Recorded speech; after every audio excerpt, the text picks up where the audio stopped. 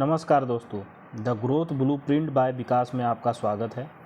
Technical analysis का दूसरा point है तकनीकी विश्लेषण से परिचय। पिछले अध्याय में हमने टेक्निकल एनालिसिस की परिभाषा को समझा। इस अध्याय में हम इसकी अवधारणा और इसको कैसे यूज किया जाता है यह समझेंगे। तो मेरे दोस्तों, टेक्निकल एनालिसिस का सबसे खास यूज यह है कि किसी भी तरीके के असेट क्लास में इसका उपयोग किया जा सकता है, लेकिन ज़रूरी यह है हम जिस असेट में टेक्निकल एनालिसिस का यूज कर रहे हैं उसका ऐतिहासिक डाटा उपलब्ध हो, अर्थात उस असेट का ओपन, हाई, लो, क्लोज और वॉल्यूम का डाटा मौजूद हो। यहाँ हम आपको समझाने के लिए कुछ और भी चीज़ें बता रहे हैं, जैसे हिंदुस्तान कॉपर के स्टॉक को कोई व्यक्ति है जिसका नाम बी है, वह इन्वेस्टमेंट किया है और इसके 20 शेयर बाय किए हैं, तब व्यक्ति बी का 20 शेयर असेट कहलाएगा, क्योंकि यह इसकी संपत्ति हो जाएगा। यहाँ मैंने आपको असेट के बारे में भी समझाया। अब जब हिंदुस्तान कॉपर का स्टॉक असेट के अंतर्गत आता है, तब इसके ओपन, हाई, लो, क्लोज और वॉल्यूम को कैसे देखें, चलिए आइए जानते हैं। सबसे पहले हम अपने ऐप में हिंदुस्तान कॉपर का स्टॉक सर्च करेंगे। इसके बाद इसके चार्ट को देखते हैं। यहाँ हम आपको समझाने के लिए 4 जुलाई 2025 का चार्ट ओपन किए हैं। यहाँ हम आपको बताएंगे कि जब 9:15 पर मार्केट ओपन होता है और 3:30 पर मार्केट क्लोज होता है, तब इनके बीच जो चार्ट बनते हैं उनमें कैसे ओपन, हाई, लो, क्लोज और वॉल्यूम को देखा जाता है। जब मार्केट ओपन हुआ तब हिंदुस्तान कॉपर के चार्ट में जो प्रथम कैंडल बनता है वही ओपन का डेटा देता है।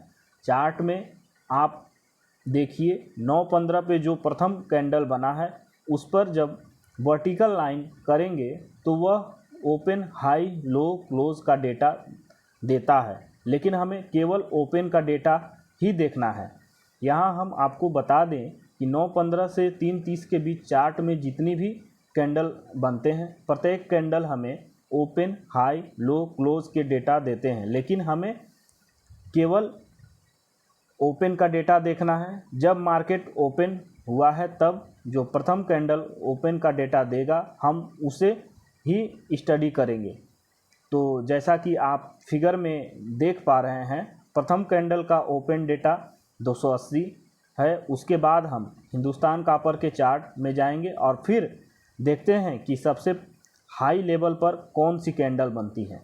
इसके लिए आपको हॉरिजॉन्टल लाइन ड्रॉ करना होगा। इसके बाद आप देखिएगा कि जो कैंडल सबसे हाई पर बना हुआ है वह ही लाइन को टच करेगा, बाकी सभी कैंडल हॉरिजॉन्टल लाइन के नीचे होंगे। जैसा कि आप फिगर में देख पा रहे हैं, जो कैंडल सबसे हाई पर बनी है वो हॉरिजॉन्टल लाइन को टच कर रही है और बाकी सारी कैंडल हॉरिजॉन्टल लाइन से नीचे है। तो हिंदुस्तान कॉपर का स्टॉक 9:15 से 3:30 के बीच कितने हाई गया वह डेटा यही कैंडल देगा।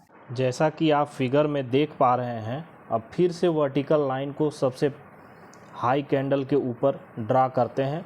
तो हिंदुस्तान कॉपर का स्टॉक 4 जुलाई 2025 को हाई कितना गया है वह डेटा पता चलता है। तो जैसा कि आप फिगर में देख पा रहे हैं, हाई गया है 282.45। अब हम हिंदुस्तान कॉपर के स्टॉक का लो का डेटा पता करेंगे। तो फिर आप चार्ट ओपन करें और फिर हॉरिजॉन्टल लाइन को सबसे नीचे के कैंडल को टच कराते हुए एक हॉरिजॉन्टल लाइन ड्रा करें। तो आप देखेंगे कि जो कैंडल नीचे की तरफ हॉरिजॉन्टल लाइन को टच करती है वही लो का डेटा देगा, बाकी सारे कैंडल हॉरिजॉन्टल लाइन के ऊपर होंगे।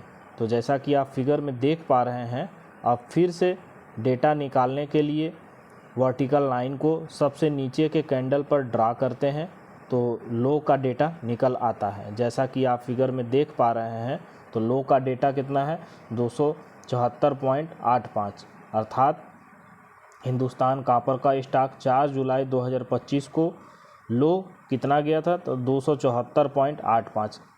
अब हम हिंदुस्तान कॉपर के स्टॉक का क्लोज़ का डेटा पता करेंगे। इसके लिए आपको 3:30 पर जो सबसे अंतिम कैंडल होता है वही दिन के अंत का क्लोज़ का डेटा देता है। तो जैसा कि आप फिगर में देख पा रहे हैं, अंतिम कैंडल है, उस पर जब हम वर्टिकल लाइन ड्रा करते हैं तो हमें क्लोज़ का डेटा मिल जाता है। तो इस प्रकार हिंदुस्तान कॉपर का स्टॉक दिन के अंत में क्लोज़ का डेटा देता है 277.30 अर्थात 277.30 का देता है। इस प्रकार हिंदुस्तान कॉपर के स्टॉक का ओपन, हाई, लो, क्लोज़ का डेटा पता करते हैं। इस डेटा का एनालिसिस करके हम अगले दिन 7 जुलाई को स्टॉक क्या मूवमेंट करेगा इसका अनुमान लगाते हैं। तो अगले वीडियो में हम जानेंगे कि और डेटा एनालिसिस कैसे करते हैं। धन्यवाद।